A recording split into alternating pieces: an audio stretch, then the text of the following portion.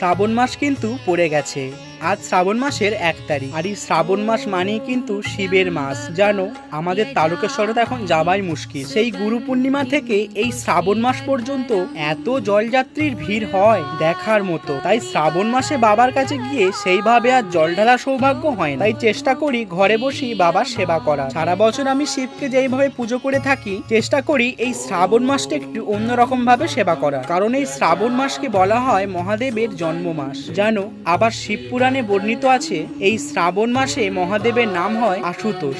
এই নামের অর্থ হচ্ছে যিনি অল্পতেই সন্তুষ্ট হন। এই মাসে মহাদেবকে যে যেভাবে ডাকে মহাদেব তাতেই সন্তুষ্ট হয় এবং তিনি তার ভক্তকে খুব সহজেই কৃপা করে। চলো এবার একটা কমেন্টের উত্তর দেয়া যাক। আমাকে এক ভাই কমেন্ট করেছো যে দাদা, তোমার মন্দিরে তো মা মনসা আছে, তাহলে এই ধুনো বা ধুনো ধূপ দিচ্ছ কেন? তো প্রথমত আমি তোমায় বলি, আমার মায়ের মন্দিরে শুধু তো মা মনসা একা নেই। যদি মা মনসা একা থাকতো তাহলে কিন্তু ধুনো বা ধুনো ধূপ দিতে থাকতো না। মা মনসা ছাড়াও মন্দিরে আরো অনেক দেবদেবী আছে, তাই আমি এই ধুনোটা মা মনসার নামে না দিয়ে অন্যান্য দেবদেবীর নামে দিয়ে থাকি। ভিডিওটি ভালো লাগলে একটা কমেন্ট করে যেও, আর আমার এই চ্যানেলটিকে ফলো এবং সাবস্ক্রাইব করে দিও। চলো আজ তাহলে দেখা হচ্ছে আবারও নতুন কোনো একটি ভিডিওতে।